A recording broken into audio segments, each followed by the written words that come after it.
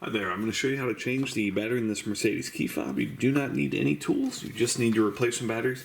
This takes 4 of the 76A or LR44s, and you can get them off Amazon. They're just a few bucks, and there's a link below in the description. Alright, so on this portion right here, there's a little tab. You want to push this up this way and slide the back out. That gives you access to your batteries. Take those out, and the other ones go positive side facing down on these two, and up